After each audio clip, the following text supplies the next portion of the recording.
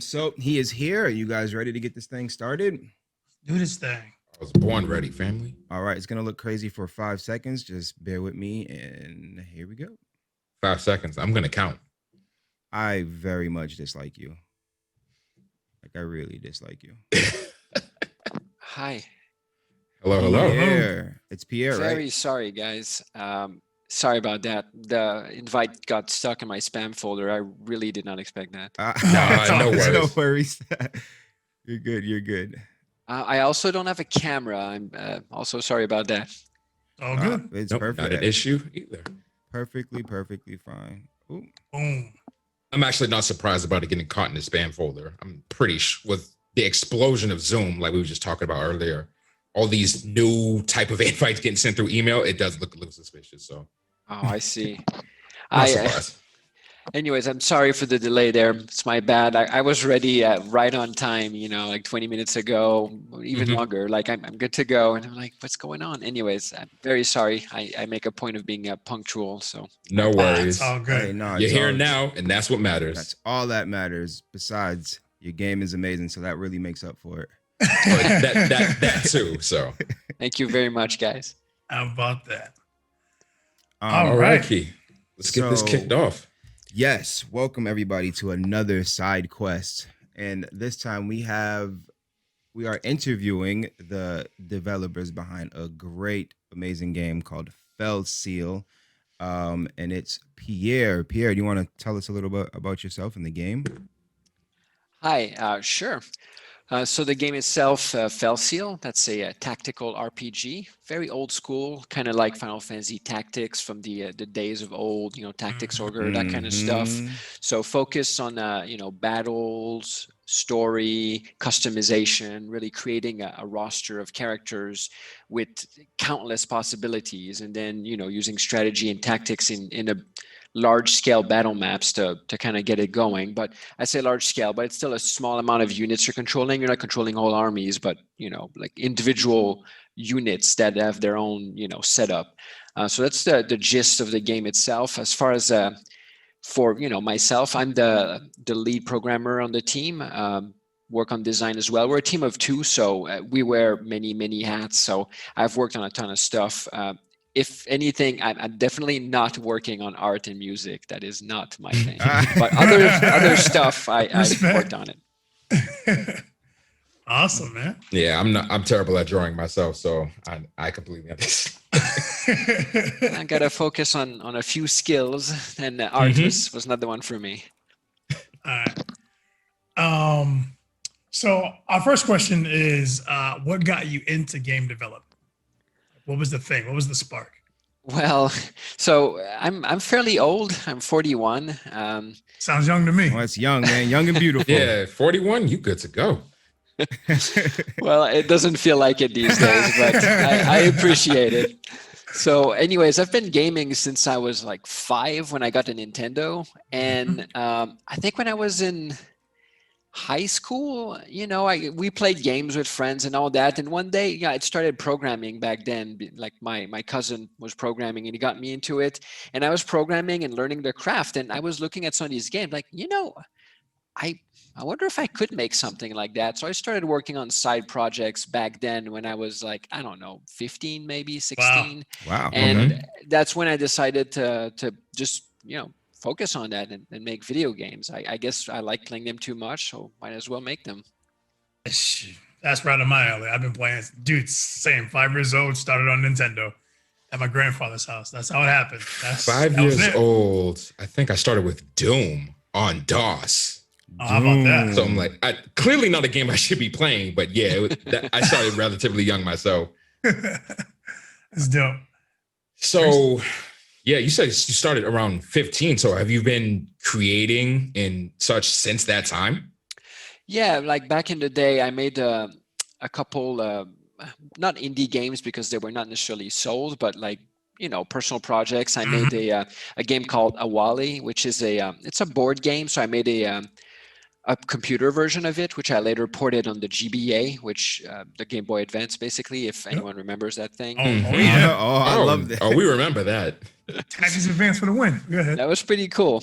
So I made a game for that one, and then from there I made some RPGs like Final Fantasy VI inspired, a few side projects, and eventually, when I was finishing university, I started working on a game called Black Sigil, which got released on the Nintendo DS like years ago, and that was the first kind of indie project in an era where indie was not a thing; it did not exist. So you had to kind of find a publisher by going at E3 and meeting with people. So we found a publisher, we released a game. Upside.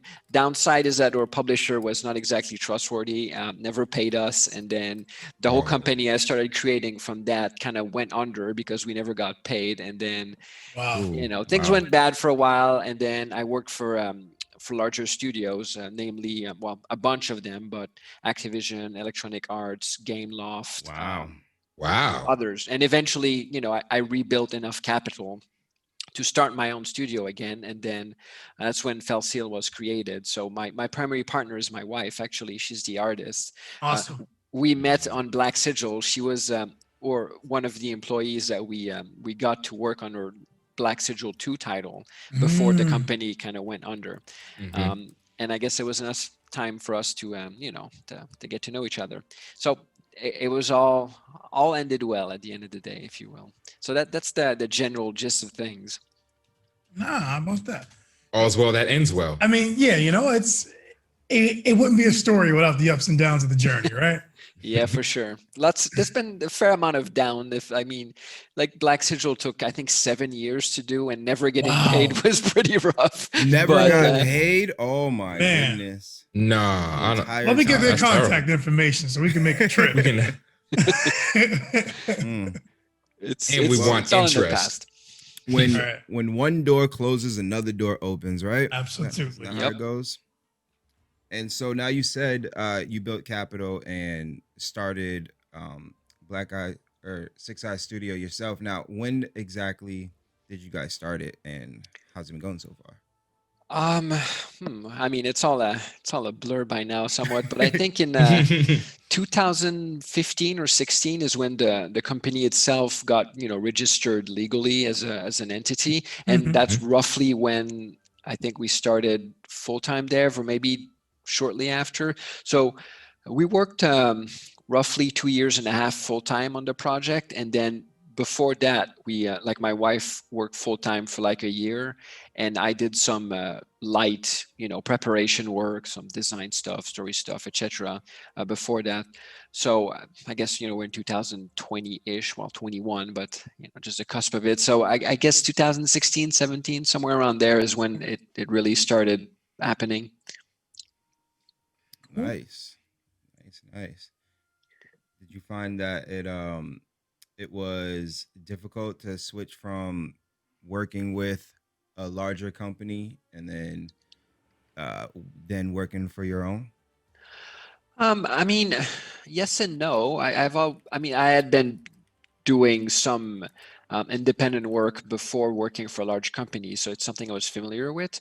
Though working with a large company was interesting because you learn more of processes and the way larger studio do things. And sure, there's a lot of inefficiencies in larger studios and larger things in general that come from having just a bloat of people. But at the same time, um, they do maximize like techniques and just making a better planning session for things, all sorts of stuff that indie devs, especially indie devs fresh out of college, might not do. Mm. So I think it prepared me well. And the Mhm. transition itself, I mean, the main aspect, of course, is that when you go indie, uh, no one's paying you a nice weekly salary anymore. So that's why I had to build capital, right? Because we had no income for uh, roughly 2 years. Well, we did a Kickstarter, but I mean, I love Kickstarter. I think it was a great experience all around. But unless your Kickstarter explodes like crazy, like you do a Kickstarter, we got something like 45,000 after, you know, Kickstarter took their cut and all that. Yeah. Like 45,000 is nice, but like 2 years for 2 people with Right. all the expenses, not just Yeah. living expenses. We're talking about, you know, paying contractors, buying Absolutely. music and plugins and all that stuff. Like you can't make a game on that amount of money. Like Yeah. Right. You got to buy all those Nothing. assets and things Yeah. of that nature. Yeah. It sounds like a lot, but when you put it into that type of perspective, it's like, maybe it's not that much. Well, we were fairly frugal with our spending in general, but I'd say we spent about 100K of our money making the game over 2 years. That's not counting any salaries for ourselves, right? Just like contracts, music, licenses for, you know, just Nintendo, Sony, all that. You have to buy dev kits, etc. There's a ton of stuff like QA, testing, localization. There's a pile of stuff. Yes. So, and we eventually found a publisher, and they paid for some of these things too. So the bill would technically be even higher than that. So it's definitely an expensive endeavor. I can Is imagine. that 100,000 including the money you got from Kickstarter? No. So if you remove the money from Kickstarter, I guess it would have costed us probably like 60-ish thousand, roughly, That's a little still, less, that's maybe. still a quite That's still the a- investment. I know, right? And you got to remember, right? It's more than that, because in these 2 years, we're not getting a salary. So whatever I was drawing from EA, now that also has been kind of invested, right? So it's much more expensive than these numbers hint. So a lot of people ask for advice about going indie with these things. And my personal advice is always, just probably go work for a big place, get some experience to make sure you don't falter, and get some reserves of money so you have more options. I see so many indie devs where they're hunting for a publisher. Like that's all they're doing because they can't afford to eat this amount of money. So they have like this nice, interesting project, but it might not be completed enough. And now they need to find an investor, a publisher or something. And now it cuts on their dev times, and because now they're only spending their time making these, presentations and trying to convince people. And, Right. even if your project's interesting, it doesn't mean a publisher is going to buy it for whatever reason. So then they are in limbo for years or something. Like, I don't know. I don't think that's the cleverest way to go about it, personally. I can do that. Okay. Yeah, like you want to stick to the creative process as much as you can versus just trying to find funding.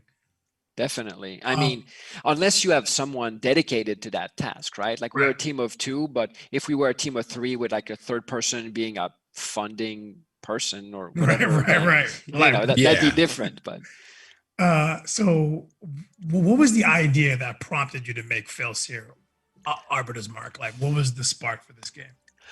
well, so when we worked on Black Sigil years and years ago, and we started working on Black Sigil 2 afterwards, even then, my brain was already like thinking of something like Black Sigil Tactics, like this guy was freshly out at that time, which was interesting.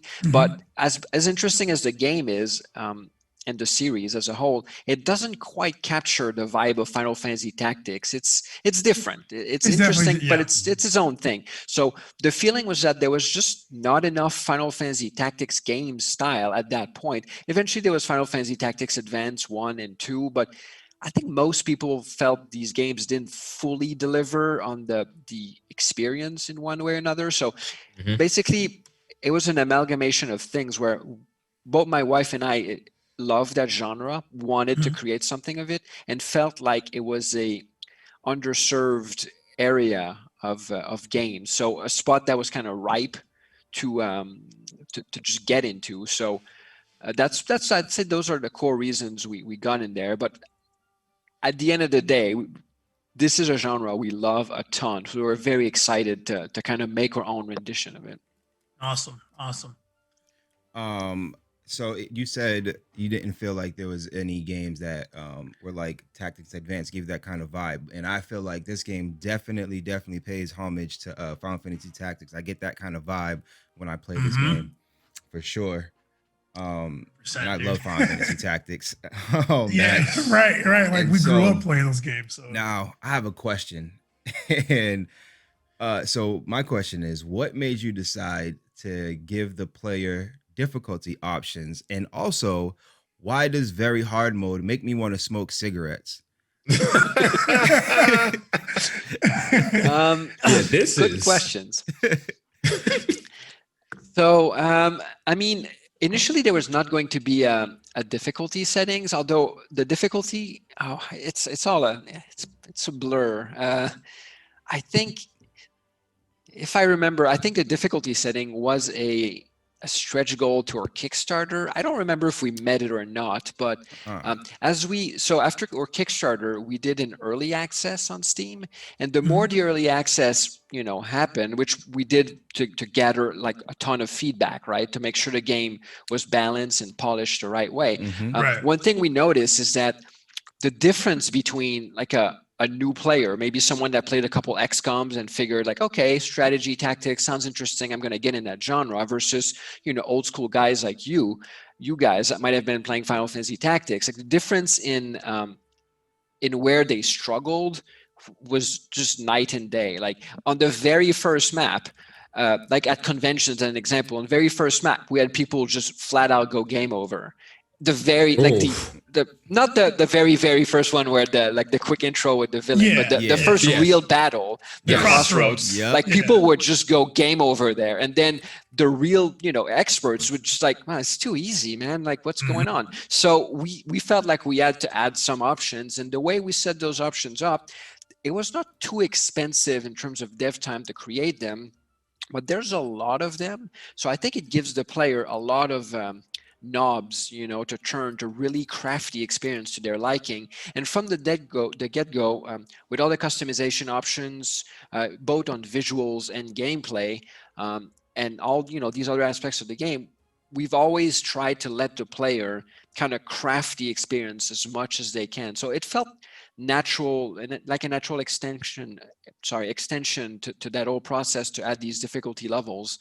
And I think it was one of the successful things that, one of the hopefully many successful things that we added to the game. I think the difficulty was popular through people, and the very hard one is not meant to be played, in my opinion. Like some people ask for it specifically, and I put some values that they were asking for, and I look at those values, I'm like, dude, I don't want to play that. That's nuts. The crazy thing about that is we all play on the hardest difficulty, pretty much everything that we play. So we started there, and I got walked at Crossroads the first time. Man, I was like, okay, this is fun. I got slapped around a couple of times. As a matter of fact, I don't want to give anything away, but I'm at a part where without giving anything away, there's I didn't get a turn. I'll just say that. Okay. The battle started, things happened, and it said game over. And I was like, wow, okay, I'm gonna go and I need to level up my character some more because this is crazy. Yeah. Was that on very hard? It's on very hard. We're all playing on very hard. We're all playing on, and I always play all my games on very hard. But I do want to say that a thing that I really liked, and I myself personally haven't seen this in any other tactical RPG or not a lot of games really, is the options. Like you can fully customize a lot of stuff in this game. There's a lot of customized. I didn't know that you can, because I just chose very hard. And then I just went with that, what I was given. But if you go in, like you can make it permadeath and a bunch of other things that you can change. And I had no idea. That's really cool, I think. That's one thing that we kind of consistently complain and tout. Like there are a lot of video games, but these video games don't have a lot of options. You kind of touched on it earlier, actually, like making the game play the way you want it to play. If there are people like us that like playing on the hardest difficulty, we can do that. If there's those that want to kind of enter the tactical RPG space, they could craft it their way, make it a little easier. Okay, you know what? I can do this. And now they could just tweak it as they go. That isn't an option you don't see in video games anymore. And that's extremely, extremely appreciated. Well, it's funny you say that, in the sense that, so first, I do think the bulk of the feedback we got is that players did enjoy these more granular, options, and it lets you really customize the experience.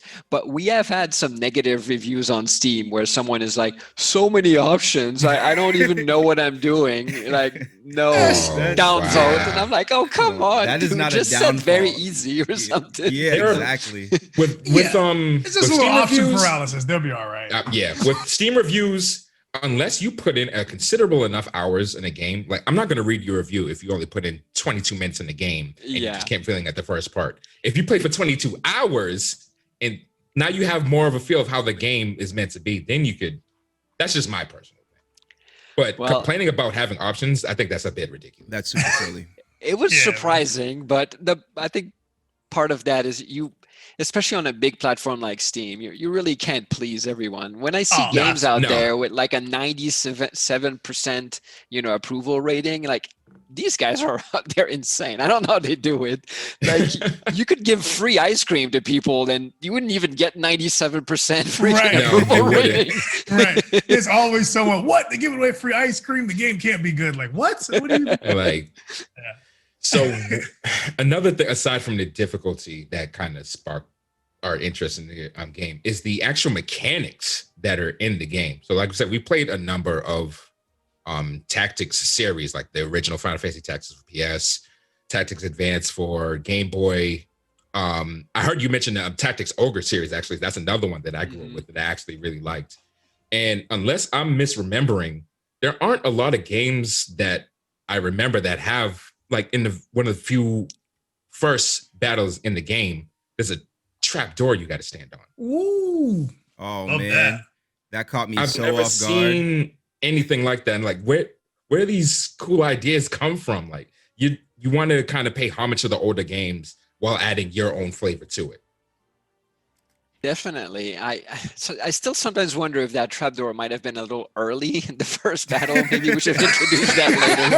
I think it was a great introduction to show how you are different, how you differ from other games. Honestly, Yeah, I dude. think it was Like, great. Perfect placement. Right if you away, ask it was me. like, boom, okay, I'm playing. This is different. I Yeah.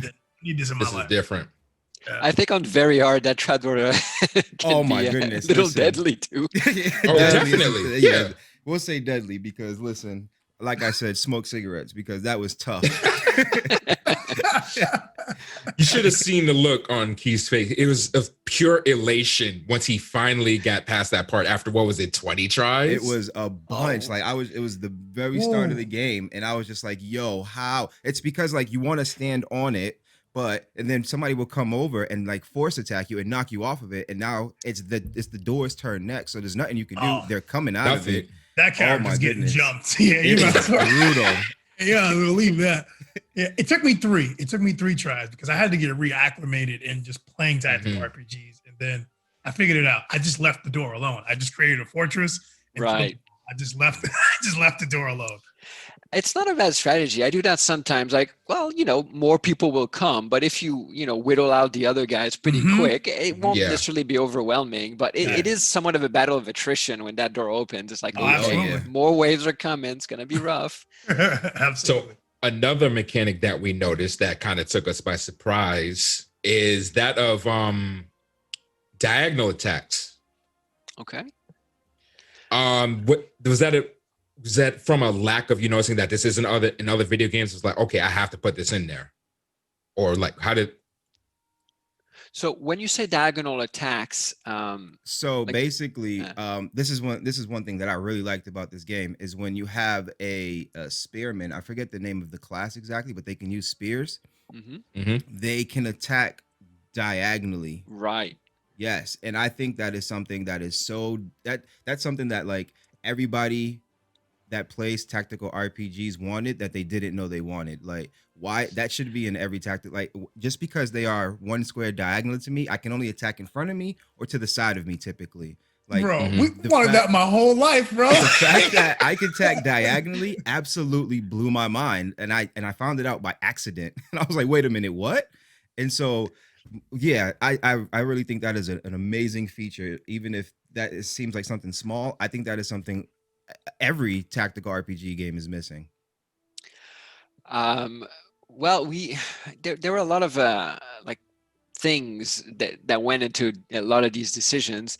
On that front, I think one of the things we tried to do is kind of keep the game, especially early on, like as not simple, but like not make convoluted things. So if like something says it has a range of 2, then diagonal becomes an option, right? Because if you count 2 tiles, it reaches that corner. So that's part of Mhm. the reason that we Oh, went I for that. Like see. some people initially, especially old school fans of Final Fantasy Tactics, were complaining that, for example, healing magic would work on undeads. And part of me understands, and as an old school player, I see that. At the same time, like for new players that have not necessarily played, old school games like Final Fantasy Tactics, you kind of want like your healing spell description is it heals, so it always Mhm. heals. Same with poison not doing reverse damage on undeads like in some old school games. Like it just adds these, like the game is plenty of complexity with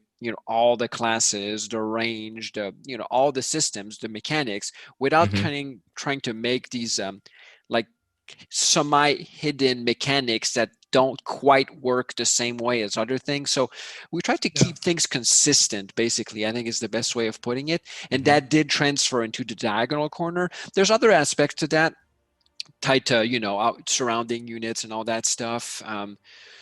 And since it's, I think that like the diagonals, we definitely did not want those on regular weapons, just on extra range weapon. Hmm. Otherwise, Mhm. like it becomes too difficult to kind of protect, back Mm-hmm. units, Yep. which might already be a little more difficult until like with the DLC, we added like a new passive. I don't remember the name of it right now. Somehow it's a blur, but the one that creates the zone of control where people can't cross through it, that helps you, kind of protect backlaners people more easily. Need that. Okay, so this is actually breaking news for me. I didn't know there was DLC. When did the DLC come out? I need to get this. Today years old is when we I, found out that you Yeah. had DLC. You said DLC, my eyes lit up. I was like, wait, there's more? I need this. so I think it's been like 6 months or something. Oh my Okay. goodness.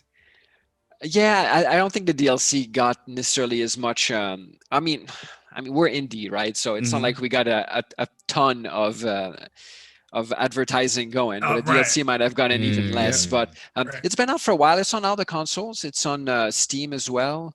Basically, it's called Missions and Monsters, and it adds a mission system somewhat similar to, I guess, Final Fantasy Tactics Advance up to a point. Like you can send a bunch of units into a mission and they'll come back with a result granting Oh, you, items, nice. gear, Oh and wow. they'll earn Oh. XP, AP, and other things. You can like open secret classes that way, earn secret characters. There's a whole slew of things tied to that system. There's hunts as well, where again, it's most of the mission system ties everything together. So by unlocking special missions, you open a hunt on the map where like a monster icon will spawn on the world map. When you go Mhm. there, you'll face like a tough battle against a monster with like a ton of subclasses, and they're very powerful. And you Mm. need to bring them down, and you'll get special loot. Now monsters are recruitable and tameable as well in the expansion.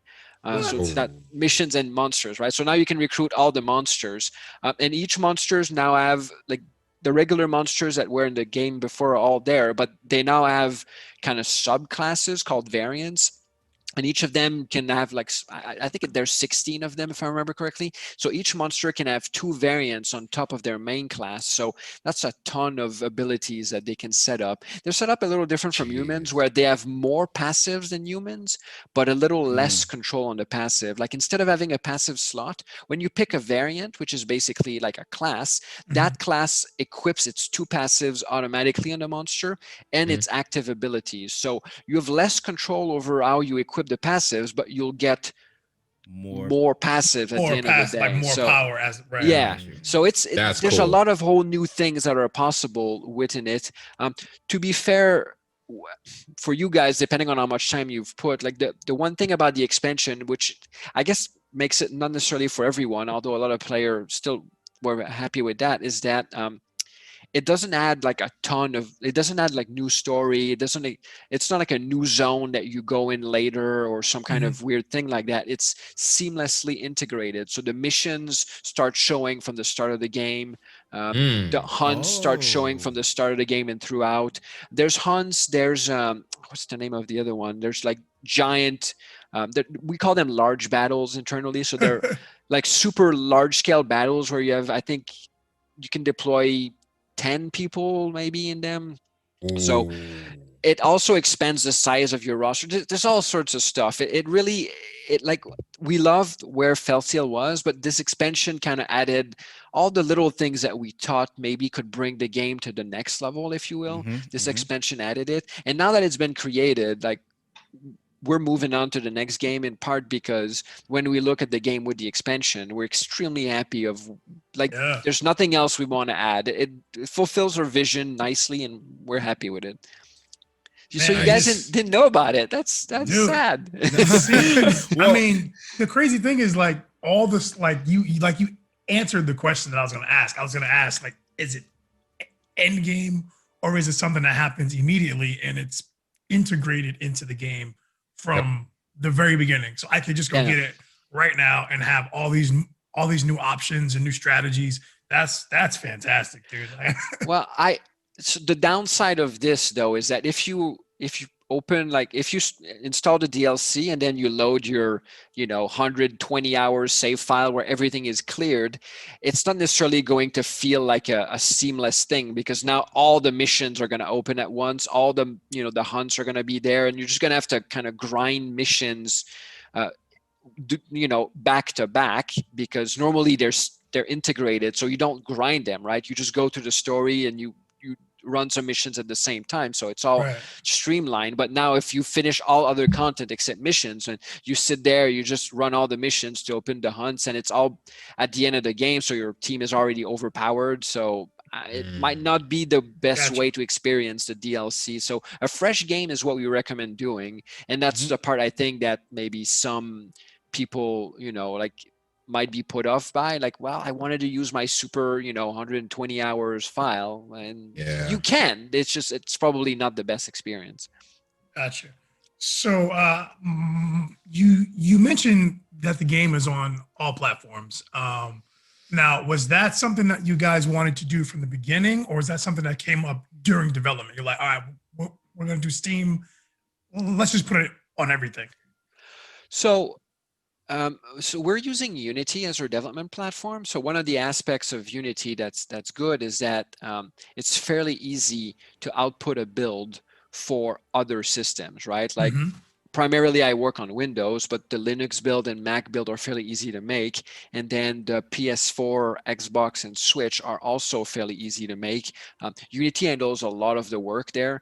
You just need to, I mean, each of these consoles have different requirements, but you need to fulfill the requirements. You need some special controller thing, and then login thing, and saving things and all that stuff. But at the end of the day, it's not too bad. So we always were kind of hoping to get it on all consoles. And when we signed a deal with our publisher, they were definitely very excited about getting on the PS4 primarily. And at that point, I had already registered with Xbox, because Xbox, for indie people, like, they're the friendliest of the bunch. You kind of send them like a working game that looks decent, that uses a controller, and they just send you free dev kits. Wow. Pretty much no Wow. questions asked. So we already had Xbox registered pretty easily. Sony was a little tougher. Our publisher helped with that. And then We've Nintendo heard. was hella hard. Oh. And their publisher helped with that too. So Nintendo's hard to get into, you were saying? I mean, I like with Sony, it's just there's a lot of red tape. With Nintendo, it feels like you need a contact at Nintendo. Otherwise, like, we send them, like, the game was already out on Steam. We send them everything, and they're like, nah, like, nothing else. It's just like, okay. And the game is like a perfect fit too. It's like, Right, what it's do you perfect. mean? Yeah. I have What it the on my hell? Switch. That's where I play Yes. it. That's what I would've- Yeah. Never expected that. We always hear the stories of developers complaining about the process with Sony to get their games onto the system. But to hear Nintendo, you have the game released already. And for them to say, that's wild to me. It was Oh, very no. strange. It was They like get down. it was just like, nah, we're gonna pass, or like, it doesn't. No, just like, there was nothing going on. I was very surprised. Just to give you guys from at least our perspective, like a gradation of things, kind of like Xbox, they sent us 2 free dev kits just by saying hello to them. 2? Sony, Wow. yeah, two free dev kits. Wow. Sony, we managed to snag a loaner single dev kit from them. So they loaned it to us at no cost, and we're supposed to send it back to them when they ask for it, which, I mean, at this point, I haven't asked again yet. So PS5 is coming out. I don't know if they're asking, but Yo, it's Sony, loaned. mind your business. Mind your Yeah, business. And the Switch, we had to purchase it at full price as indie dev. So that's the difference Oh, between the man. three of them. The Dark That's- Empire strikes again. I mean, the wonderful Nintendo. empire. We love, No wonder. we love Nintendo. So I we mean, are- I love the Switch version of the game. It might be one of my favorites. Like, it just feels nice. I don't know why. It is great. So I'm happy with the overall game Yeah. on the Switch, but the Mhm. process itself was a little tough. Tactics and RPGs on Switch, it just works. You They know, just like go. Mhm. Mhm. like usually when I'm on my big consoles, I'm playing something online or playing something with friends and things of that nature. But when I'm on the Switch, it's just me playing a solo RPG or a tactics game. So it just works on Switch. I definitely feel you on that. So for the game itself, if you didn't know, so me and my friend Key here, we actually a long time ago we started to try to work on a game. Didn't go too well, honestly. So I keep that in mind every now and then because we're doing this podcast thing. We talk about video games all the time. So if I were to put my hand back into gaming development, I'm curious as to like what types of tools and programs you utilize and which ones you should probably suggest to others that would like to develop a game. That's a good question. I'm probably not the best person to ask on that front in the sense that a lot of people will try a lot of different systems and things. So I'm an old school programmer, right? I've been programming since I was a wee child. So my forte is like, again, old school languages like C++ and C.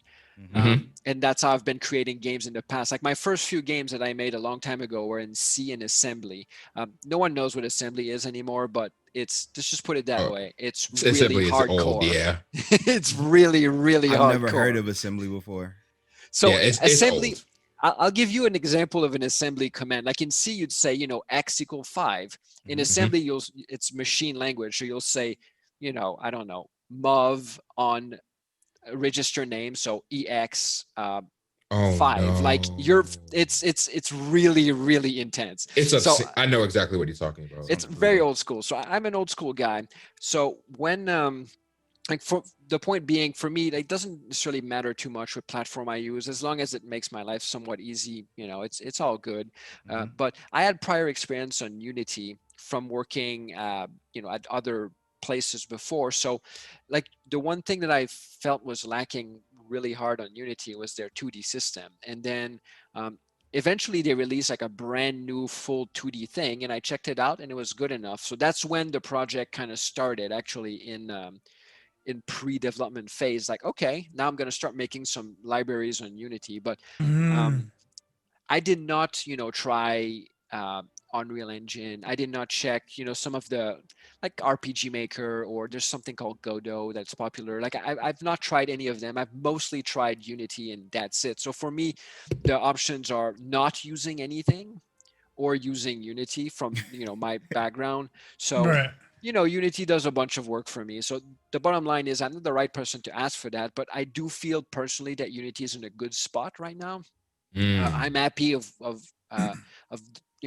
the overall process. I mean, there's still issues, and they do a lot of stuff that's very silly. But I think it's a good platform all in all. I'd say if someone was starting on Unity, my personal advice is to not do things the Unity way, but make them as a programmer would. Like Unity is made to get non-programmers to make games. So there's a graphical interface where you can drag and drop little things all over the screen, and it Mm. becomes a mess of interconnectivity that you can't, like, if there's a bug, it's a pain because every little object has its own little script attached to it, or multiple scripts attached to it, and they all run in parallel in secret systems by Unity. So the bottom line is, when any problem happens, you look at it and you're like, I don't know, like it's Yeah. somewhere. So just do it as a programmer would, like make yourself a nice main loop and do things programmatically, like yourself on your, just use C#, which is a language, instead of like C# Unity style, and you'll save yourself a ton of headache. I mean, I don't know what you guys' background are, and if you're more of the programming, art, or something else, but that's my take on at least Unity on the programming side. But I wouldn't know what's the best move to get started necessarily. For me, I think it's more of a like where I think I might have something more tangible to say is if you're looking at going indie, I think making sure you have a programmer and an artist, like a graphic artist on hand as part of your core team is probably the place to start, because these are the two heftiest jobs. And if you need to subcontract one of those, now you're starting with like, okay, giant paychecks that you need to make because these are the most expensive, things you need. Mhm. Then the other aspect is that if anything happens, right? Like especially with a programmer, if the programmer leaves you, you're really it's terrible, because now they're leaving you with this programming thing that another programmer will never want to pick up, especially if the first guy put no comments and like it's Oh, unknowable. It's a pain. Like Right, no one right. wants to work in any other dude's code, Yeah. no. especially so you're stuck with that. So if you have a programmer on end, that's the greatest start. And then having an artist on end will save you a headache in terms of at least having like a person to make the bulk of things and the art direction. Like for us, my wife is the artist and I'm the programmer. Hmm. We did Mhm. outsource to about I think 16 different artists, like a bunch of different things. My wife made all the templates, and then we would send someone like a template to do like if, when you go into customization screen, the visual customizations, you can have like the princess outfit or Yep. the Mm-hmm. All the god different Yep. outfit or outfits all of and all these. that. So Yep. not all those outfits were made by us, but my wife created a special outfit template, and she would send that to an artist and be like, okay, we are looking for, like Ah. the princess thing. So this is all the movements of the sprites work. You need to kind of make it work on top of that. So someone um, can create fairly easily a fully working sprite from that template. So having an artist on end definitely helps with that. The stuff we fully outsourced ourselves was music.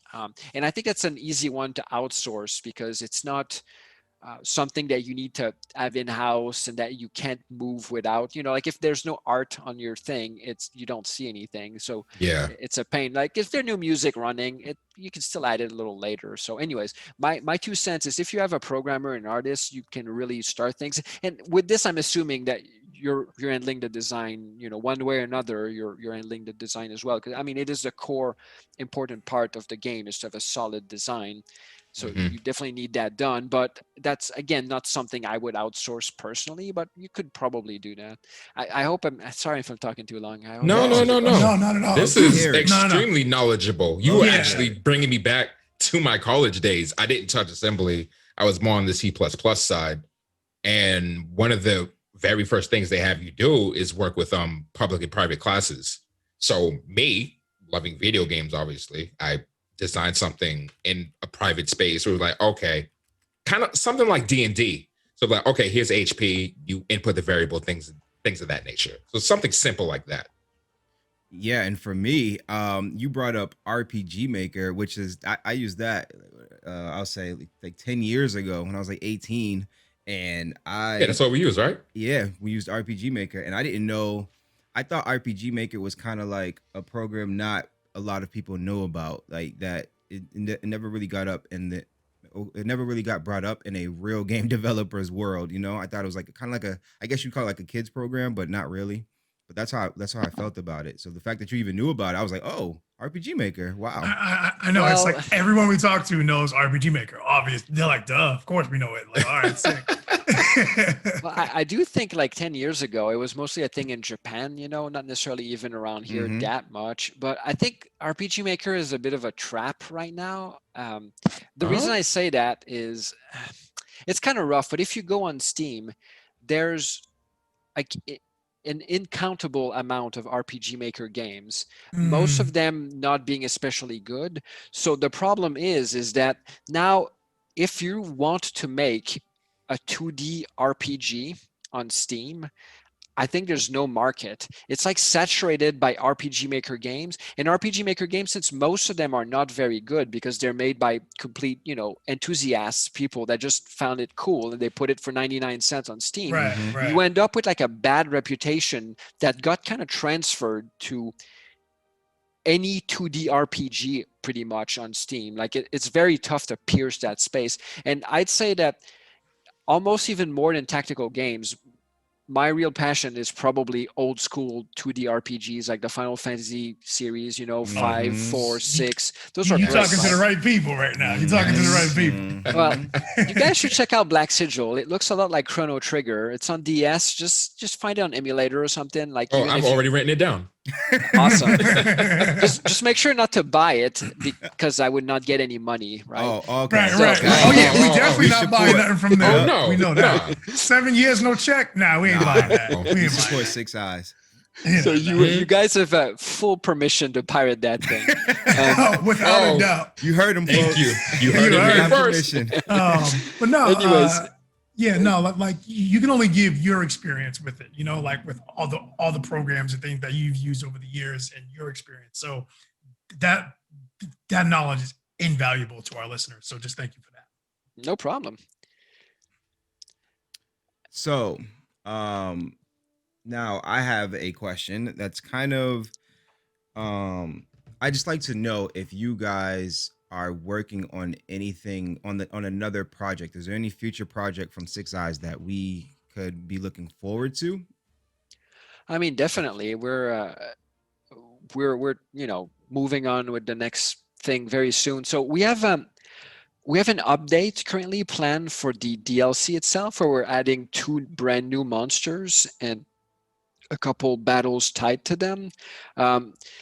And this is it's been very slow going. It should have been finished a while ago, but there's been some issues that kind of slowed us down. Primarily, I have a 2 months newborn right now, and Oh yeah, congratulations.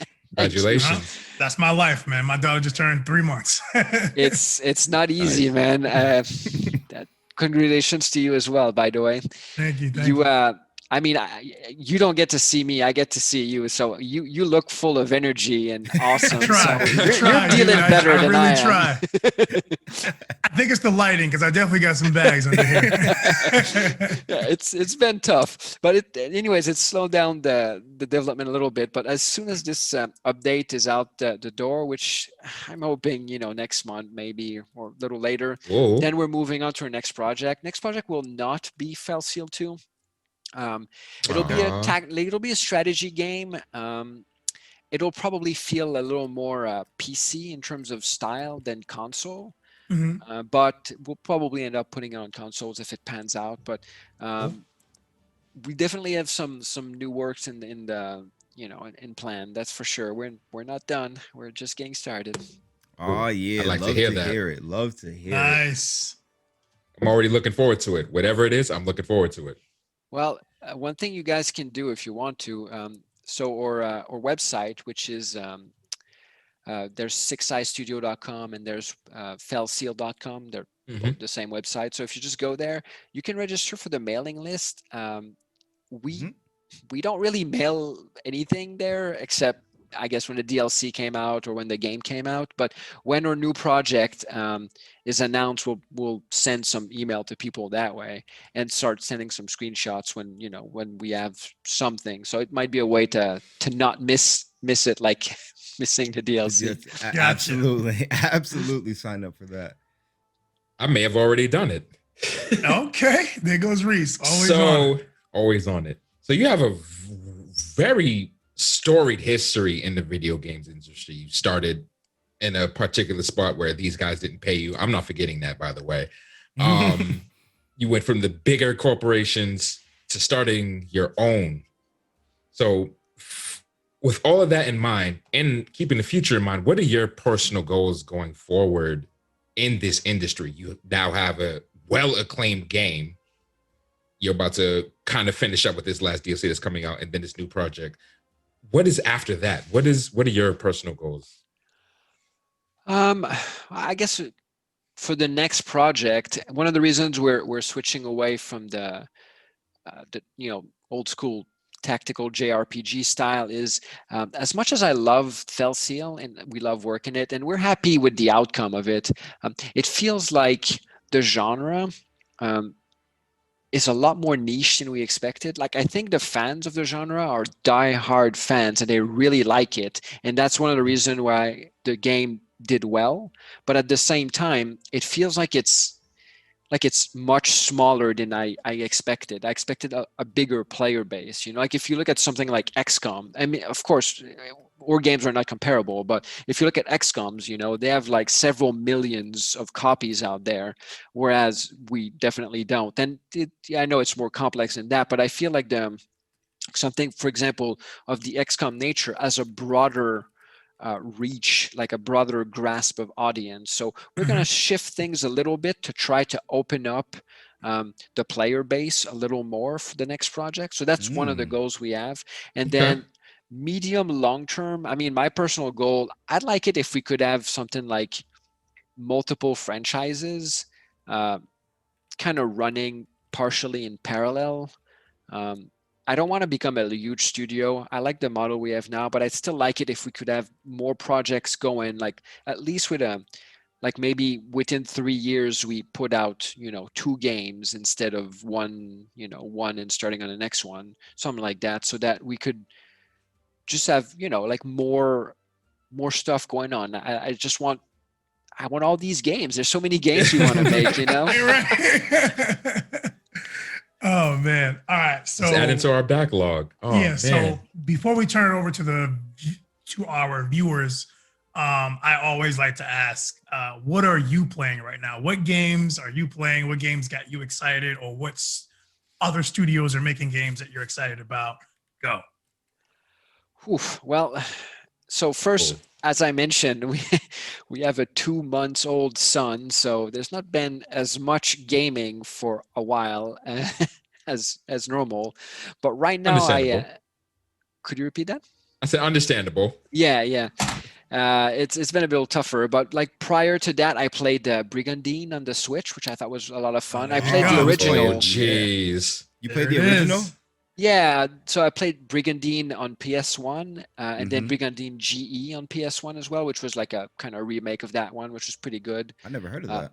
Yeah, the GE one is even better. They added multiplayer and a ton of new features. You need to find a fan translation for it, is the problem. But if you find it, it's like it's way better than the original, but it's very good. So when that came out, I definitely pre-ordered it and checked that out. And I had some good fun playing that. It was pretty good. Right now, I'm playing League of Legends. Can't go wrong. I stopped.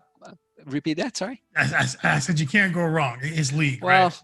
I mean, you can easily go wrong and start raging and all that. I stopped playing for 5 years, and I'm like, yeah, I guess I'll give it another go. I don't know if that was a mistake. We'll see what happens. That's pretty much all that's going on right now. But I'm very excited for, I mean, it's not ready, but the next Elder Scrolls, the next Dragon Age, all that stuff. Baldur's Gate 3 sounds like it could be interesting, so waiting for that. We'll see how it goes. Yeah. All right. Cool.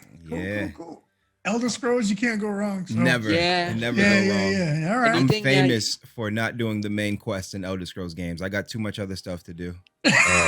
Yo, he never beats the main quest lines in Elder Scrolls. If you've ever played, you gotta get through in Fallout. If you ever played Oblivion, I never did the first mission. Giving Joffrey his necklace, never did it. Ridiculous. Like, how do you come out of the and then not go right there and give him his necklace? He was like, nah, bro, I got other stuff to do. Listen, I got a whole brotherhood to deal with. Yeah. Emerging from that cave and seeing a giant world, I kind of see where he's coming from. I kind of see it. You're right. I actually have a really quick question for Pierre. I mean to ask this because I was trying to understand some of the influences from previous Tactics games that you got, which led into you making your own. I don't know if you've ever heard of a game series, Vandal Hearts. Yeah, I played most of those. Okay. I just wanted to make sure, because every time I'm like, oh, what game is that? I never heard of that. So to hear somebody else actually knows that game warms my heart. Probably played, I mean, there's not many tactical RPGs I haven't played. So Vandal Hearts itself, a lot of people say that Fell Seal reminds them of Vandal Hearts. And while I can see it, I admit, not knowingly at least, there's no knowingly inspiration taken from Vandal Art specifically Mhm. that I can remember. Mhm. Or primary source of focus were definitely Final Fantasy Tactics and Tactics Mhm. Ogre in terms of raw tactics games. But there's Mhm. some influence from Final Fantasy VI and the likes for the way the cutscenes are set up. Mhm. There's some influence from Star Ocean for the the little character like private action style that you can do on the world map, where you enter Mhm. a town, there's like a character event there, so you enter there and you see the little event. So it's kind of Yep. inspired by Star Ocean there. Ah, cool. Just some Dragon Age and XCOM inspirations for some of the systems and mechanics. I mean, I'm sure there's more than that. And I've played for so long, so many games, that some of it I don't even realize I'm being Yeah. inspired. Right, right. The wires just cross. You're like, that thing was Yeah. good. Let's do it. Yep. So one question for you. Do you know about Carcia? That's one that no one ever knows about. That's an old school tactical RPG. Arcia, no, you got Arcia. me. Nah, Nope. you got to I've stump never on that heard one. of it. I'm writing it down though. If That was on Reese doesn't PlayStation know, 1. I don't know. I was just about to ask, what console is it on? That PS1, that's very old school. That one had like a rock, paper, scissors style for the mechanics, where like, I mean, it wasn't rock, paper, scissors, and I don't remember what it was, but like one type of, they had puppets that you could summon, and one type of puppet would be the other one, and would like a rock, paper, scissors things. It wasn't the most complex, but it had interesting stuff. And I think the cover art was made by God, his name escaped me. Ama something. The guy that makes the Final Fantasy art. God, it's been Uh, too long. I usually know these Actually, names, but I can't. One of our viewers, Tony USP, has played that game. He says he owns 2 copies. Yeah, not many Wow. people remember or have Nice. played that one, but it's old school. It wasn't too bad. I mean, it wasn't the best, but it was no Final Fantasy Tactics, but it was pretty cool. Nice. Wow, I wow, have wow. to. I have to give it a look now because I'm all about tactical RPGs. So Yeah, me too. Especially, I just love the old school RPGs. Like Final Fantasy V is one of my favorite Final Fantasy games, at least in the Super Nintendo realm. Is one of my favorite. I absolutely adored Final Fantasy V. So I just love those old school RPGs, and I could play those. I'm a nostalgic type person. I can play those old school games all day, every day. So, are you a Bart or a Butt type of person? Oh, Definitely jeez. butts. Definitely butts. Let it go. Definitely butts. My guy butts. That's funny. Okay, so I want to switch it over to some viewer questions. We got some people in the chat that have a couple of questions that they want to ask you to end out this little interview we have here. So first from KJ2294, he says, what were the differences between and obstacles that you had developing for GBA versus DS versus Switch? Okay, so first, GBA and DS, that was definitely a different era. So back then, I started working on a GBA while I was in university. I had no dev kits, no Nintendo libraries or licenses or anything. At that point, that was like a long time ago, but someone had leaked like an emulator of the GBA even before the GBA was released or something. So the GBA wow. emulator was a thing like way early during the GBA cycle. So, or my work was all on the GBA using what was called like a homebrew, like dev kit, not dev kit, but a homebrew like compiler for C++ and C.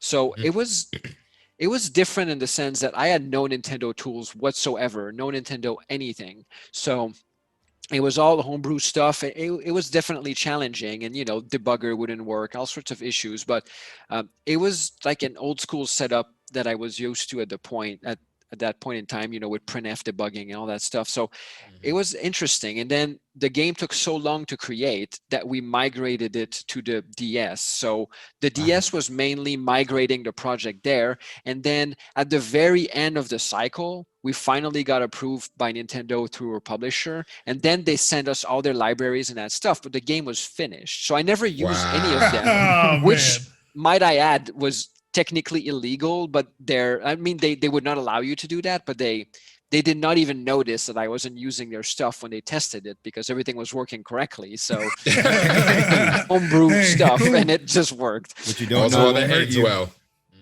So it was definitely a different experience back then than with the Switch, because the Switch, we're fully accredited and all that. So I had the dev kit and all these things. Right. So it was a different experience. But so the Switch, I'm also working through Unity. So again, I have not worked on the Switch natively. Like it's all through Unity that handles most of the work. So I don't have that deep experience. Whereas for the GBA, like I knew the ins and out of the GBA like crazy, like every workings of the thing I had to know, especially without libraries, to make everything work. So it was very different type of knowledge. Like the Switch, I'm by no means an expert on the Switch. I'm just I just know enough to pass certification and get the game running without a hitch on it. So I don't know if that answers the questions, but it's Nice. definitely a different experience. And plus, they upgraded their tools and all that stuff since the day. I mean, I did work on the GameCube, not myself, but as part of a bigger company and all things like that. So I know their tools have been getting better and all sorts of stuff. So it's nicer. Cool. So we have a question from Tony USP. He says, I'm a big fan of cooperative gaming. Is that something your team has considered, or is that outside your scope at the moment? I mean, we definitely would have liked having a multiplayer co-op mode on Fell Seal. But multiplayer is it's a whole big can of worms, like a lot of testing, a lot of new systems. We felt like we couldn't handle adding that with the time constraints and getting everything else to the level of polishing quality that we wanted. Mm-hmm. The goal has always been to try to create that system, maybe the subsequent game, or like as early as possible. Like the way we're designing stuff is that a lot of our systems are reusable, like they're core reusable layers of things. Like for the next game, I'm reusing my sprite system, the way things are drawn, etc. I've made very robust systems there. So I don't want to do a half-assed job of making a multiplayer system. So when I'm ready and have the time, which hopefully will be the next game, we'll do a full multiplayer engine, and then we'll have some co-op in games from there on. Because I agree, that's something we also really wanted. My wife and I, we're both gamers, so most games that we purchase, we always get 2 copies and we play LAN, the whole That's time. awesome. Nice. So we love that. It's something we want as well. That's awesome. That's awesome. Well, there you go. Yeah. Well, that's gonna do it. That's gonna conclude our interview. Thank you, Pierre, for coming on and talking with us and giving us your insight and letting us pick your brain at this amazing game that you have going on. Well, thank you very much for having me. Appreciate it. You guys were pretty awesome. Thank Yeah. you. Thank you. No problem. Fell No Seal, problem. Arbiter's Mark. If you don't know, now you know. You guys can get it on Steam. It's on all last-gen consoles. Yeah, the Switch, the PS4, Xbox. Yes, Full indeed. range. The full range. Yeah. Yep. So that's gonna do it. Thank you guys once again. Thank you everybody for tuning in and kicking it with us and watching us and your questions. And I hope you guys enjoyed it. And this has been another episode of Trigger Talk TV. Trigger Talk TV. Trigger Talk TV. Hey Pierre, you want to say Trigger Talk TV? Trigger Talk TV. Let's Let's go. go.